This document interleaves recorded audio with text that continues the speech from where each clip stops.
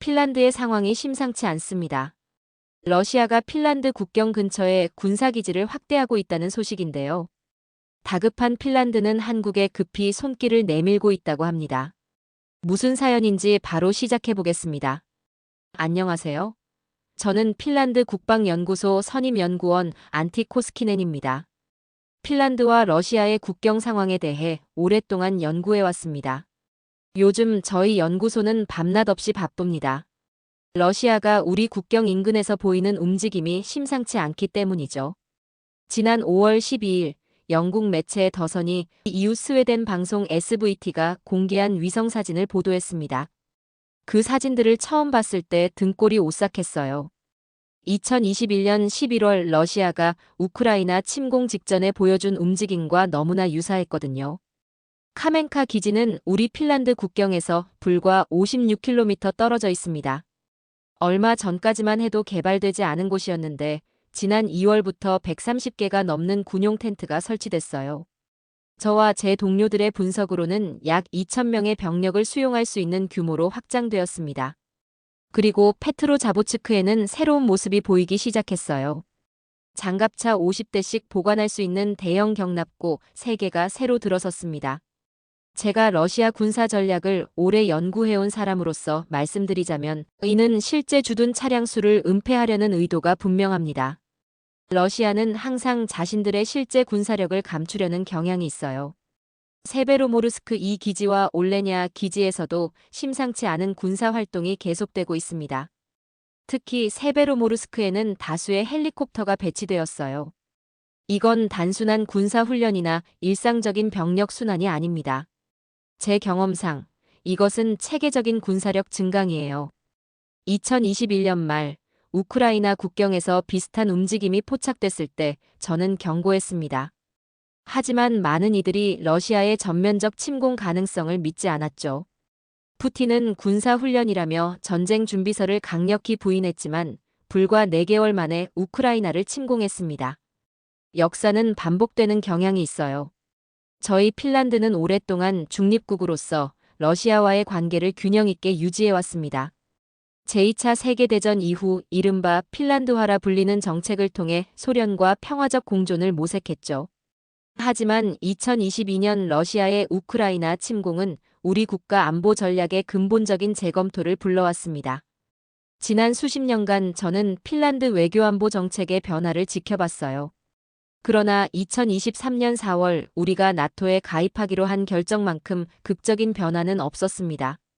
이제 우리는 더 이상 중립국이 아니에요. 푸틴은 이를 공격적인 결정이라며 불쾌감을 드러냈죠. 매일 아침 제 사무실에서 국경 너머를 바라보며 과연 우리가 러시아의 다음 목표가 될 수 있을지 고민합니다. 위성 사진의 증거는 분명합니다. 러시아는 우크라이나 침공 때와 같은 패턴을 보이고 있어요. 우리는 이번에는 더 철저히 준비하고 있습니다. 그리고 그 준비의 중심에는 한국의 K9 자주포가 있습니다. 헬싱키 국방연구소에서 동료들과 회의를 마치고 창밖을 바라봤습니다.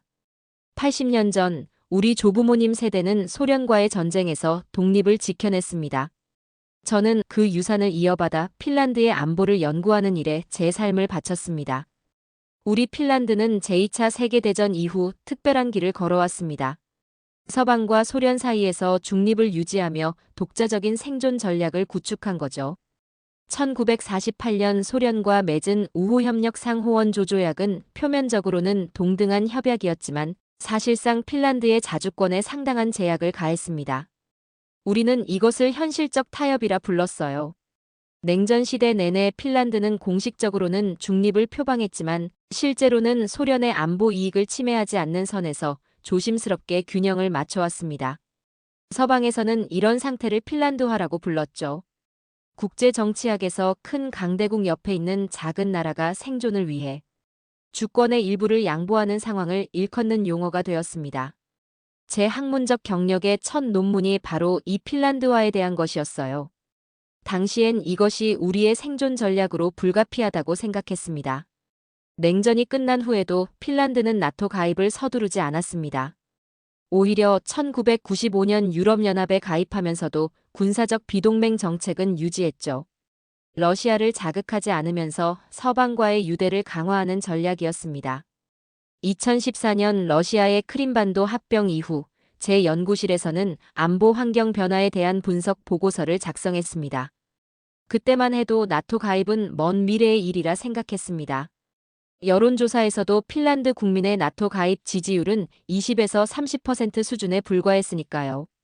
그러나 2022년 2월 24일 모든 것이 바뀌었습니다. 러시아가 우크라이나를 전면 침공한 날, 저는 평생 잊지 못할 전화 한 통을 받았습니다. 국방부 장관실에서 온 전화였습니다. 긴급 안보 평가가 필요하다는 내용이었죠. 그날 밤 우리 연구팀은 밤을 새워 분석했습니다. 결론은 단 하나였습니다. 핀란드의 안보 환경이 근본적으로 변했다는 것이죠. 놀라운 속도로 여론이 변화했습니다. 침공 직후 실시된 여론조사에서 나토 가입 지지율이 53%로 치솟았고 몇 주 후에는 무려 76%까지 올라갔습니다. 저는 지난 73년간 유지해온 핀란드의 중립 정책이 종말을 고하는 순간을 목격하고 있었습니다. 2022년 5월 17일 핀란드 의회가 나토 가입 신청을 압도적 찬성으로 승인했을 때 저는 연구소 동료들과 함께 TV 앞에 앉아 있었습니다. 역사적인 순간이었죠. 우리의 안보 정책이 180도 전환되는 순간이었습니다. 가입 절차는 예상보다 빨리 진행되어 2023년 4월 4일 핀란드는 나토의 3,000번째 회원국이 되었습니다. 푸틴은 즉각 반응했습니다. 핀란드와 나토 동맹국들의 공격적인 결정에 대응해 필요한 조치를 취하겠다고 선언했죠. 그가 말한 필요한 조치가 무엇인지는 명확히 밝히지 않았지만 우리는 그 의미를 충분히 이해하고 있었습니다. 지난달 핀란드 국방부 부사령관은 저와의 비공개 면담에서 러시아가 나토의 집단 방위 조항인 제5조 발동 여부를 시험하고 있다는 우려를 표명했습니다. 러시아의 의도는 분명합니다. 나토의 단결력을 시험하고 새롭게 가입한 회원국들에게 압박을 가하는 것이죠. 이제 핀란드는 새로운 시대에 접어들었습니다. 중립국에서 나토 회원국으로의 전환은 단순한 정책 변화가 아닙니다. 핀란드 국가 정체성의 근본적인 재정립이죠. 그리고 이 새로운 정체성을 지키기 위해 우리는 강력한 방어력을 갖추어야 합니다. 그것이 바로 한국의 K9 자주포가 우리에게 중요한 이유입니다. 며칠 전 로바니에미 근처 군사훈련장에서 K9 자주포의 시연을 참관했습니다. 영하 20도의 혹한에도 불구하고 자주포는 완벽하게 작동했습니다. 저 안티코스키네는 이 광경을 보며 우리 핀란드 포병대의 미래를 보는 듯 했습니다. 2017년 처음 K9 도입을 검토할 당시 저는 국방부 자문위원으로 참여했습니다. 당시 우리는 노후화된 소련제 152mm 자주포를 대체할 신형 무기체계를 찾고 있었죠. 후보는 여러 개였습니다.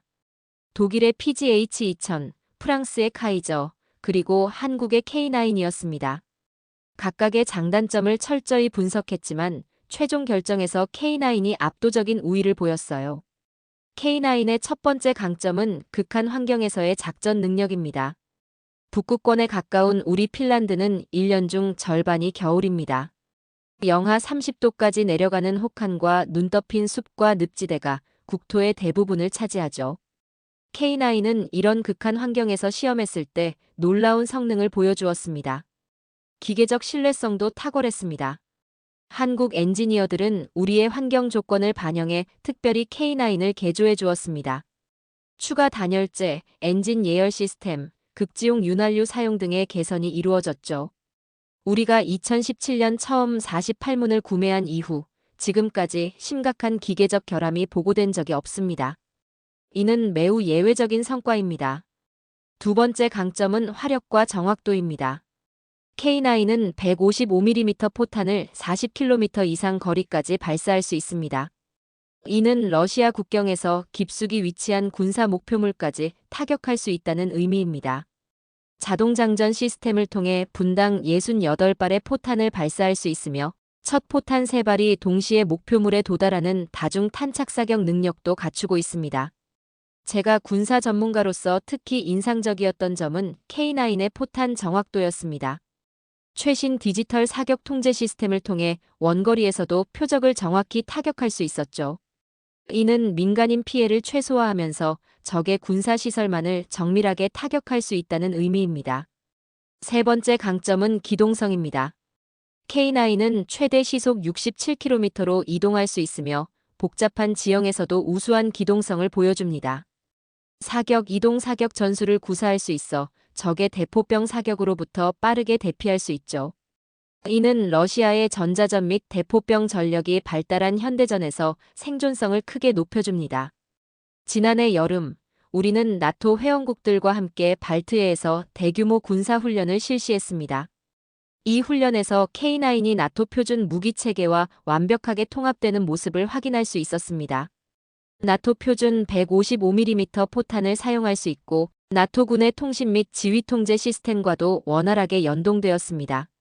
흥미로운 점은 K9이 우리 핀란드군의 전통적인 전술 철학과 완벽하게 일치한다는 것입니다. 우리는 매치 전술, 즉 숲에서의 기동전을 오랫동안 발전시켜왔습니다. 이동성, 화력, 은폐성을 중시하는 이 전술은 수적으로 우세한 적에 맞서기 위한 것이었습니다. K9은 이런 전술 구사의 이상적인 무기체계입니다. 요하나 비르타넨 육군 소장과 최근 대화에서 그는 K9이 핀란드 방위 전략의 핵심 요소가 되었다고 인정했습니다. 특히 주목할 점은 한국이 K9을 개발할 때 북한과의 대치 상황을 염두에 두었다는 것입니다. 이는 우리 핀란드가 직면한 전략적 상황과 매우 유사합니다. 인구가 적은 나라가 인구가 많고 공격적인 이웃 국가에 맞서는 구도죠. K9은 단순한 화포가 아닙니다. 이것은 전략적 억제력입니다. 러시아는 우리가 이런 강력한 방어 능력을 갖추고 있다는 것을 알고 있습니다.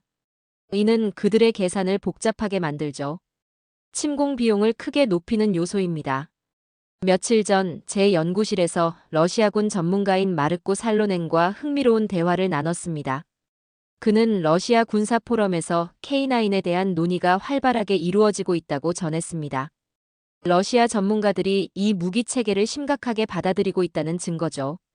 핀란드 국민으로서 저는 이제 더 안전하다고 느낍니다. K9이 있기에, 그리고 우리가 곧 96문의 K9 체제를 구축할 것이기에 말입니다. 이것은 우리의 방어 능력을 획기적으로 강화할 것입니다.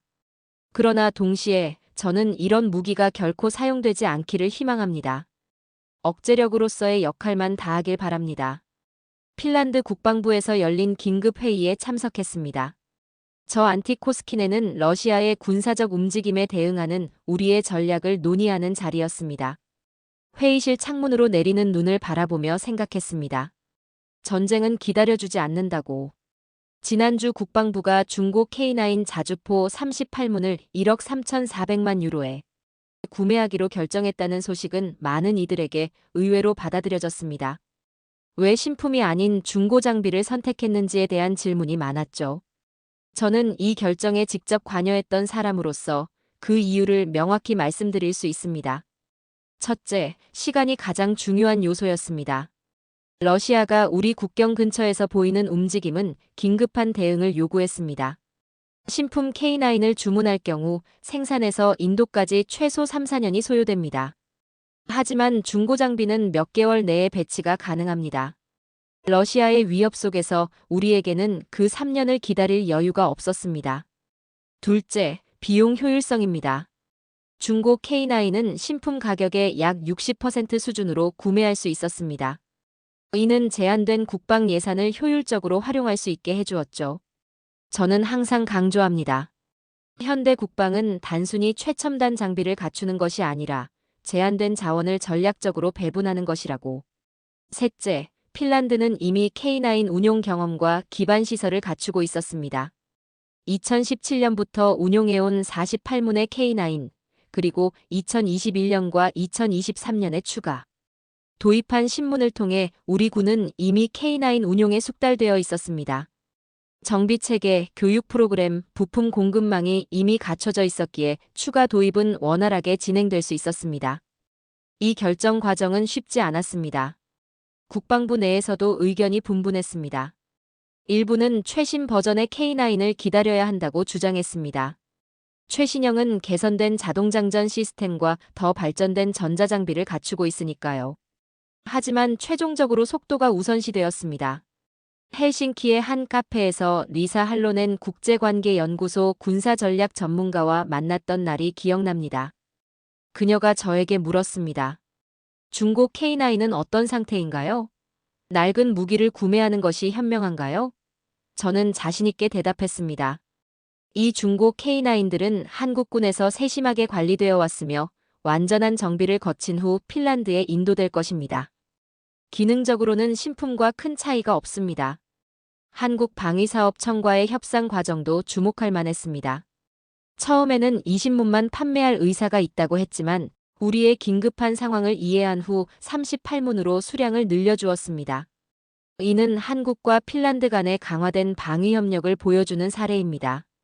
국방장관 미카 키비넨과의 개인적인 대화에서 그는 이 결정이 얼마나 어려웠는지 토로했습니다. 국민들에게 중고 장비 구매를 설명하는 것이 쉽지 않았다고 했죠. 하지만 전략적 긴급성이 모든 것을 압도했습니다. 그의 말이 아직도 귓가에 맴돕니다. 러시아가 우리를 침공하기로 결정한다면 그들은 우리가 최신 K9을 기다리는 3년을 기다려주지 않을 것입니다. 중고 K9 도입이 발표된 후 핀란드 국내 언론에서는 다양한 반응이 있었습니다.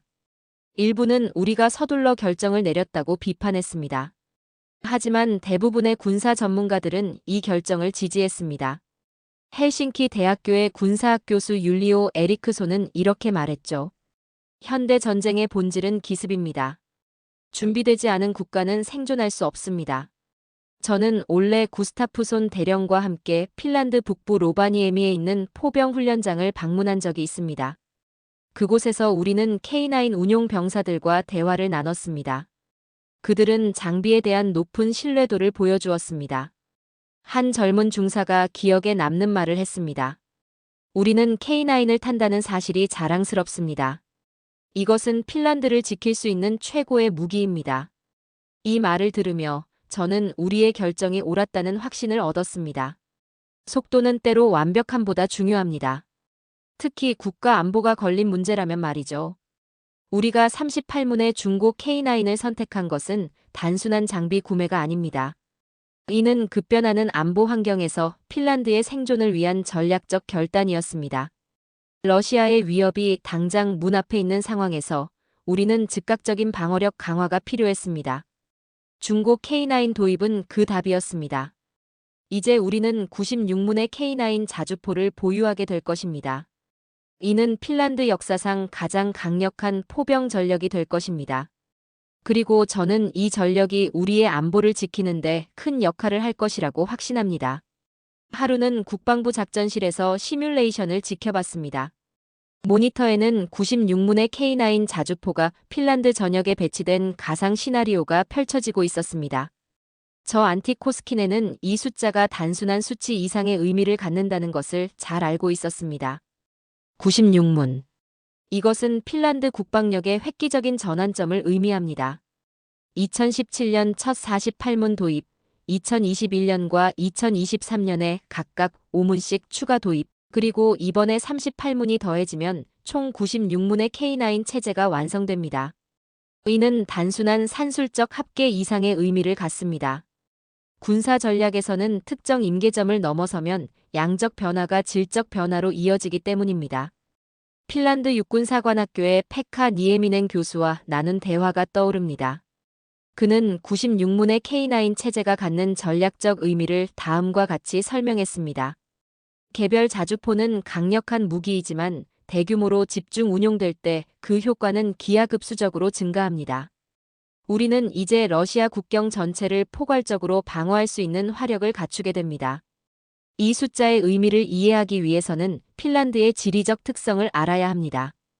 우리 핀란드는 러시아와 1340km의 긴 국경을 공유하고 있습니다.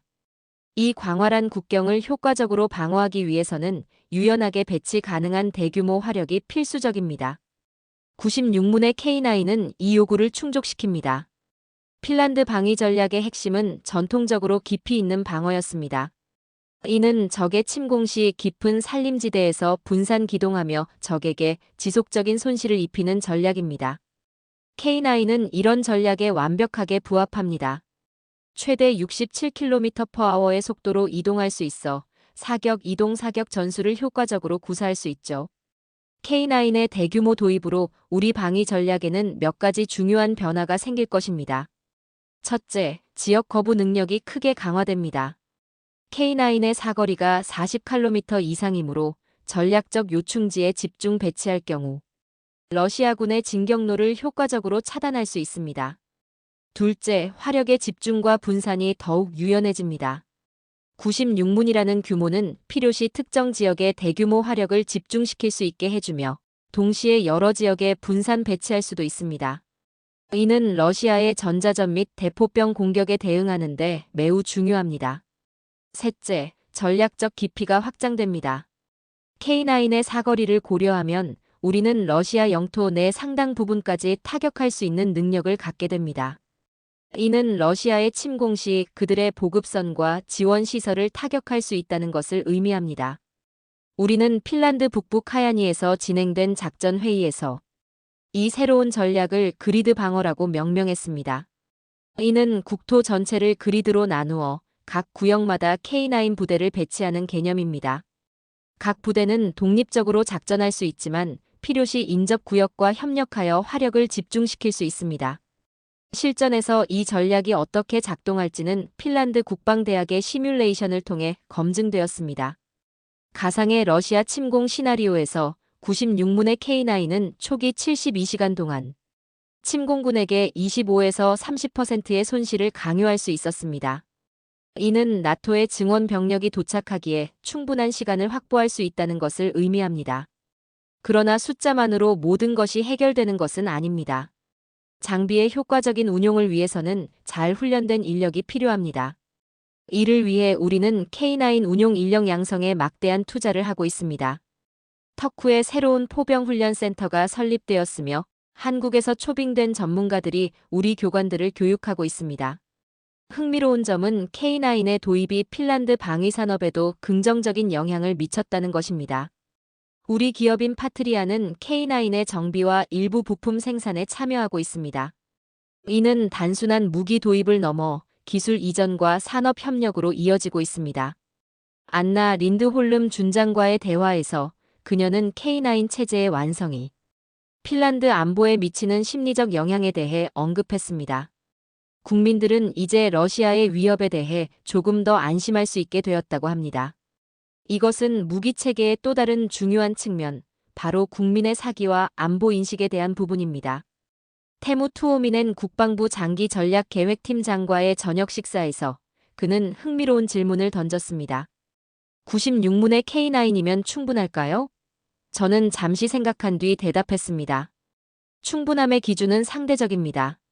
러시아의 전력에 비하면 여전히 부족하지만 억제력으로는 충분합니다. 우리의 목표는 러시아와 대칭적인 군사력을 갖추는 것이 아니라 침공의 비용을 러시아가 감당할 수 없을 정도로 높이는 것입니다. 96문의 K9 체제가 완성되면 핀란드는 북유럽에서 가장 강력한 포병 전력을 보유하게 됩니다. 이는 나토 내에서도 상당한 기여로 인정받을 것입니다. 우리는 이제 동맹에 기여하는 안보 소비자가 아닌 안보 생산자로 자리매김하게 될 것입니다. 창밖으로 내리는 눈을 바라보며 저는 생각합니다. 96문의 K9, 이것은 단순한 무기가 아닙니다. 이것은 핀란드의 독립과 자유를 지키겠다는 우리의 의지의 표현입니다. 그리고 그 의지는 어떤 위협보다도 강합니다. 지난주 헬싱키 국제공항에서 한국에서 온 방산 대표단을 맞이했습니다. 저는 핀란드 한국국방협력위원회의 핀란드 측 대표 중 한 명으로서 이 만남이 단순한 무기 거래를 넘어선 의미가 있음을 잘 알고 있었습니다. 바람이 차갑게 불어오는 활주로에서 한국 대표단과 악수를 나누며 1950년대 한국 전쟁 당시 핀란드가 파견한 야전병원 이야기로 대화를 시작했습니다. 당시 핀란드는 중립국으로서 의료 지원을 통해 한국을 도왔죠. 70년이 지난 지금 우리는 다시 한번 특별한 인연을 맺고 있습니다. 이번에는 한국이 첨단 무기로 핀란드의 안보를 지원하는 형태로 말입니다. K9 자주포 도입은 표면적으로는 무기 구매처럼 보이지만 실제로는 두 나라 간 전략적 파트너십의 시작점이었습니다. 2017년 첫 계약 이후 양국 간 방산 협력은 꾸준히 확대되어 왔습니다. 처음에는 단순한 장비 판매와 운용 교육에 그쳤지만 이제는 기술 이전, 공동 연구 개발, 심지어 제3국 수출을 위한 협력까지 논의되고 있습니다. 저는 에리카 라이티넨 대령과 함께 K9 협력의 심화 가능성에 대한 연구를 진행해 왔습니다. 우리의 분석에 따르면 이 협력은 세 단계로 발전해 왔습니다. 첫 번째는 장비 도입 단계로 2017년부터 2021년까지였습니다. 두 번째는 기술 협력 단계로 2021년부터 현재까지입니다. 그리고 이제 우리는 전략적 파트너십 단계로 진입하고 있습니다. 핀란드 방위산업협회의 연례 회의에서 발표한 바와 같이 K9 도입은 우리 방산 생태계에도 큰 변화를 가져왔습니다. 파트리아사는 이제 K9의 일부 부품을 생산하고 있으며 미류타사는 정비 서비스를 제공하고 있습니다. 이 과정에서 한국의 기술과 노하우가 핀란드 기업들에게 전수되었습니다. 특히 주목할 만한 것은 K9의 겨울 작전 능력 향상을 위한 공동 연구 개발입니다. 핀란드의 극한 기후 경험과 한국의 기술력이 만나 시너지를 창출하고 있습니다. 우리는 올 겨울 라플란드에서 진행될 극한 환경 테스트에 한국 엔지니어들을 초청했습니다. 영하 40도에서 K9의 성능을 최적화하는 연구가 진행될 예정입니다. K9 자주포의 성공적인 도입은 더 넓은 방산 협력의 문을 열었습니다. 현재 우리는 한국의 K21 보병 전투 차량, K9 자주포와 함께 운용되는 K10 탄약 보급 차량, 그리고 대공 미사일 시스템에 대한 도입도 검토하고 있습니다. 핀란드 국방부 내부에서는 이를 한국 패키지라고 부르기도 합니다. 요한나 시칼라 국방부 차관과의 비공개 회의에서 그녀는 한국과의 협력이 가진 지정학적 의미에 대해 언급했습니다. 핀란드와 한국은 지리적으로는 멀리 떨어져 있지만 전략적 상황은 놀라울 정도로 유사합니다. 두 나라 모두 강대국 사이에서 자국의 안보를 지켜야 하는 입장이죠. 이런 공통된 경험이 협력의 깊이를 더해주고 있습니다. 한국 방산기업 관계자들과의 만찬에서 흥미로운 대화가 오갔습니다. 그들은 K9이 핀란드에서 증명한 성능이 다른 유럽 국가들에게도 좋은 참고 사례가 되고 있다고 말했습니다. 실제로 노르웨이, 에스토니아, 폴란드 등 여러 나라가 K9 도입에 관심을 보이고 있습니다. 핀란드는 일종의 쇼케이스 역할을 하고 있는 셈입니다.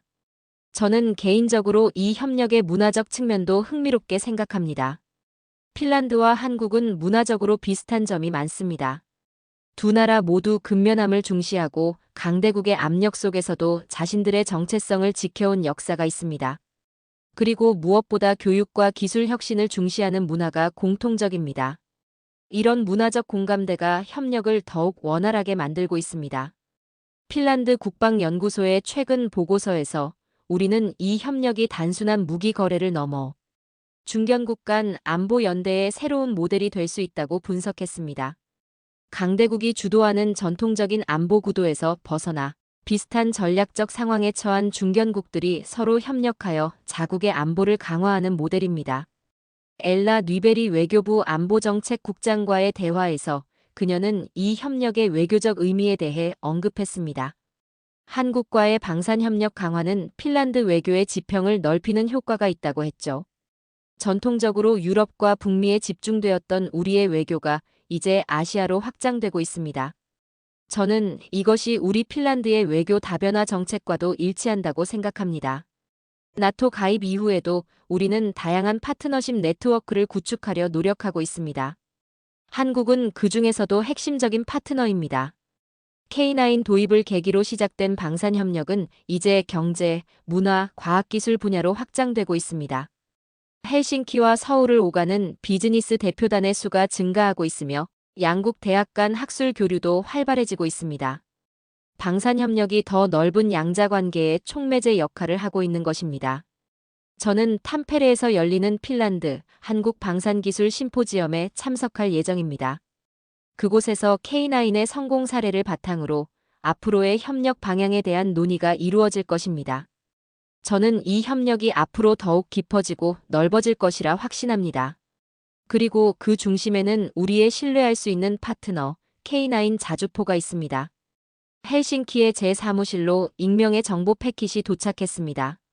전 국방정보국 분석관으로서 러시아의 움직임을 예측하는 일은 제 삶의 일부였습니다. 패킷을 열어보니 예상대로 러시아 국경 인근에 새로운 정보가 담겨 있었습니다. 러시아의 위협은 단순히 물리적인 것만이 아닙니다. 그들은 오랫동안 심리전, 정보전, 사이버 공격 등 다양한 하이브리드 전술을 구사해왔습니다. 이런 그레이존 전술은 전쟁과 평화의 경계를 모호하게 만들어 나토의 제5조 발동을 어렵게 만드는 전략입니다. 최근 핀란드 내에서 K9 자주포에 관한 허위 정보가 소셜미디어를 통해 확산된 일이 있었습니다. K9이 북유럽의 혹한에 적합하지 않다는 내용이었죠. 저희 정보국 분석에 따르면 이는 러시아의 조직적인 정보전 캠페인의 일환이었습니다. 그들은 핀란드 국민들의 K9에 대한 신뢰를 저하시키려 했던 것입니다. 안티 투오미넨 국방정보국 전 분석관인 제 오랜 동료가 비공개로 전해준 정보에 따르면 러시아는 핀란드의 K9 도입을 매우 심각하게 받아들이고 있습니다. 특히 그들은 K9이 핀란드의 방어 능력을 실질적으로 강화할 것이라는 점을 우려하고 있습니다. 저와 투오미넨은 헬싱키 외곽의 한강가 카페에서 만났습니다. 그는 오랜 정보 요원답게 주변을 신중하게 살펴본 후 말을 이어갔습니다. 러시아는 핀란드의 K9 도입을 자신들에 대한 직접적인 위협으로 인식하고 있습니다. 그들의 군사 포럼에서는 K9의 성능, 특히 그 사거리와 정확도에 대한 우려가 자주 언급됩니다. 이에 대응하여 러시아는 세 가지 전략을 구사하고 있습니다. 첫째, 앞서 언급한 정보전입니다. K9의 효용성에 대한 의심을 심고 핀란드의 방위 결정에 대한 국내 지지를 약화시키려는 시도입니다. 둘째, 군사적 시위입니다. 국경 인근 군사기지 확장은 이러한 시위의 일환입니다. 그들은 우리에게 심리적 압박을 가하고 있습니다. 밤중에 국경 가까이에서 들리는 전차 엔진 소리, 레이더 활동 증가, 통신 방해 등 모두 계산된 행동입니다. 셋째, 외교적 압박입니다. 러시아는 국제 포럼에서 핀란드의 나토 가입과 K9 도입을 지역 안정을 해치는 행위로 규정하고 있습니다. 그들은 이것이 균형적 관계를 깨뜨리는 행동이라고 주장합니다. 이런 러시아의 움직임에 대응하기 위해 핀란드는 자체적인 정보전 전략을 발전시켜왔습니다. 저는 2년 전 국방정보국을 떠난 후에도 이 전략 개발에 자문위원으로 참여해왔습니다. 우리의 첫 번째 대응 전략은 투명성입니다. K9 도입과 관련된 모든 정보를 공개적으로 투명하게 다루어 러시아의 허위 정보에 틈을 주지 않는 것입니다. 실제로 국방부는 K9의 성능과 극한 환경 테스트 결과를 상세히 공개했습니다. 두 번째는 회복력 강화입니다. 핀란드는 오랫동안 사회적 회복력을 국가 안보의 핵심 요소로 여겨왔습니다.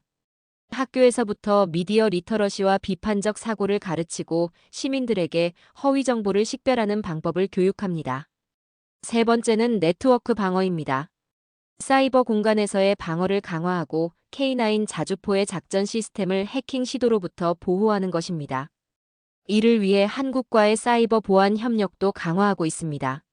사이버 보안청장과의 대화에서 그녀는 K9의 디지털 시스템, 보안이 국가 안보의 새로운 전선이 되었다고 말했습니다.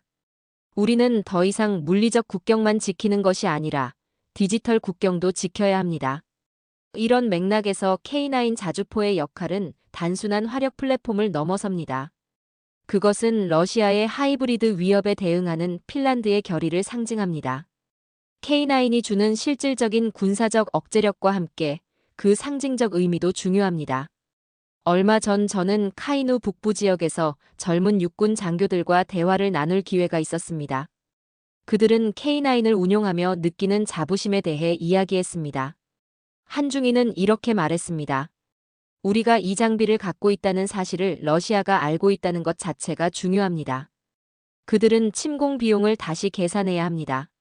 러시아의 정보전에서 흥미로운 점은 그들이 K9의 효과를 공개적으로 폄하하면서도 내부적으로는 이를 심각한 위협으로 간주한다는 것입니다. 레오 쿠얼스마 정보분석관과 공유한 러시아 내부 군사 문서에 따르면 그들은 K9의 정확도와 사거리를 핀란드 국경 방어의 게임 체인저로 평가하고 있습니다. 특히 주목할 만한 점은 러시아가 우리의 K9 배치 패턴을 파악하기 위해 많은 자원을 투입하고 있다는 것입니다. 위성 감시, 전자정보 수집, 심지어 인간정보 활동도 증가했습니다. 이는 그들이 K9을 실질적인 위협으로 인식하고 있다는 명백한 증거입니다. 저는 자주 생각합니다. 가장 효과적인 무기는 사용할 필요가 없는 무기입니다. K9의 진정한 가치는 그것이 실제 전투에서 사용되는 데 있지 않습니다. 오히려 그 존재 자체가 러시아의 계산을 바꾸고 침공의 문턱을 높이는 데 있습니다. 어제 저녁 국방부에서 열린 비공개 브리핑에서 미래 시나리오가 논의되었습니다. 최악의 시나리오는 러시아가 실제로 군사적 도발을 감행하는 것입니다. 그러나 더 가능성 높은 시나리오는 러시아가 계속해서 하이브리드 전술을 구사하며 나토의 단결력을 시험하고 핀란드 내부의 분열을 조장하려 할 것이라는 전망이었습니다.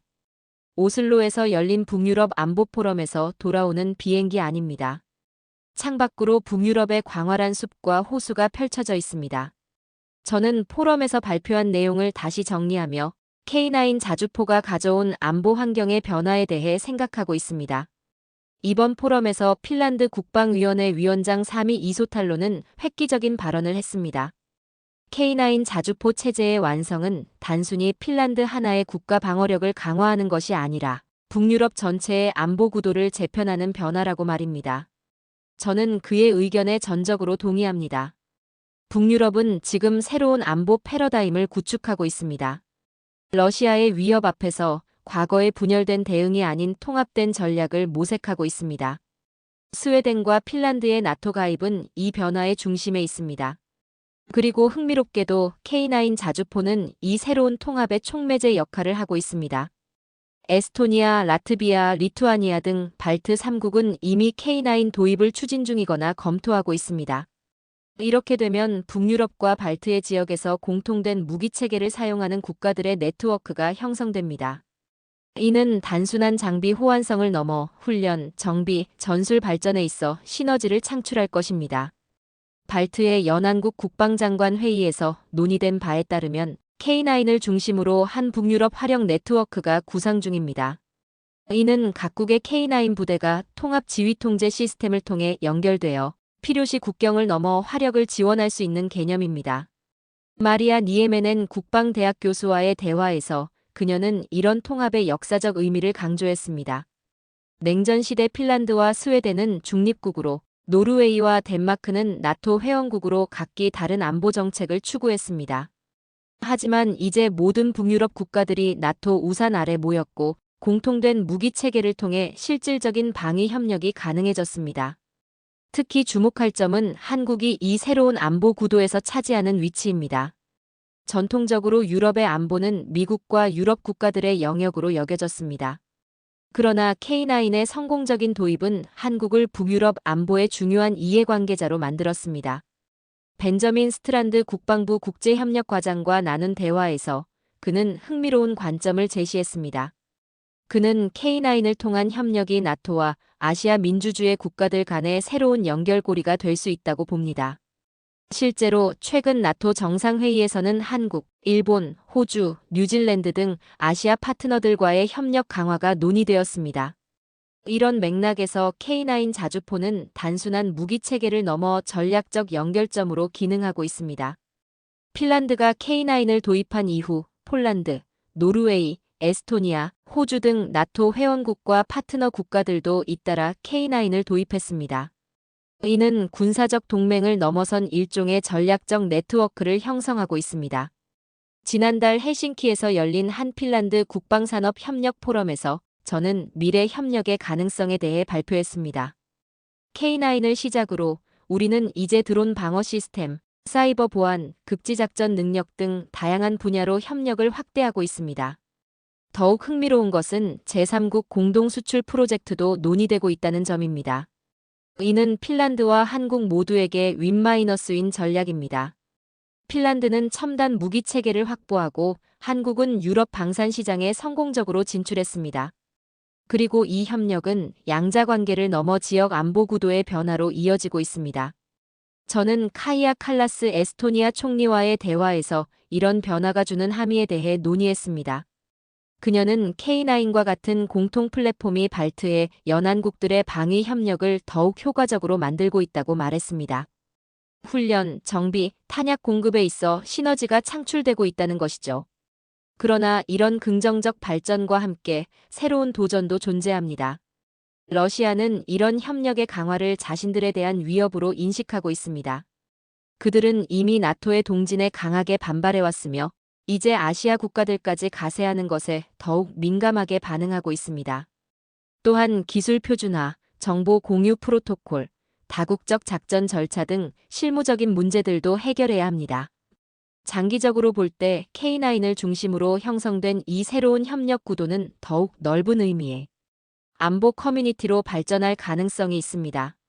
이는 단순한 군사 동맹을 넘어 기술, 가치, 규범을 공유하는 국가들의 네트워크입니다. 야리 테르보 국방장관과의 최근 대화에서 그는 이런 비전을 확장된 안보 개념으로 설명했습니다. 지리적으로 떨어져 있지만 공통된 안보 이해와 가치를 공유하는 국가들이 협력하는 모델입니다. K9은 이 협력의 물리적 상징이 되고 있습니다. 비행기가 헬싱키에 착륙하려 합니다. 창밖으로 핀란드의 아름다운 해안선이 보입니다. 저는 이 땅과 국민들의 안전을 지키기 위해 평생을 바쳐왔습니다. 국방연구소로 돌아가는 길에 저는 생각합니다. K9은 단순한 무기가 아닙니다. 그것은 핀란드의 독립과 주권을 지키겠다는 의지의 표현이며 새로운 시대의 국제 협력 모델을 상징합니다. 러시아의 위협 속에서 우리는 혼자가 아닙니다. 우리에게는 믿을 수 있는 무기 체계와 그것을 통해 연결된 전략적 파트너들이 있습니다. K9의 포탄이 한 번도 발사되지 않기를 바랍니다. 그것이 단지 억제력으로서만 그 역할을 다하기를 바랍니다. 하지만 만약의 경우 우리는 준비되어 있습니다. 그리고 이 준비는 단순히 핀란드만의 것이 아닙니다. 이는 공통된 가치와 이해를 공유하는 국가들의 연대를 통해 강화된 준비입니다. 어두워진 헬싱키의 거리를 걸으며 저는 확신합니다. 북유럽의 안보는 이제 새로운 패러다임으로 접어들었고 K9 자주포는 그 변화의 중심에 있습니다. 그리고 이 변화는 우리 모두를 더 안전하게 만들 것입니다. 오늘 사연은 여기까지입니다. 감동포착 긴 사연 시청해주셔서 감사합니다.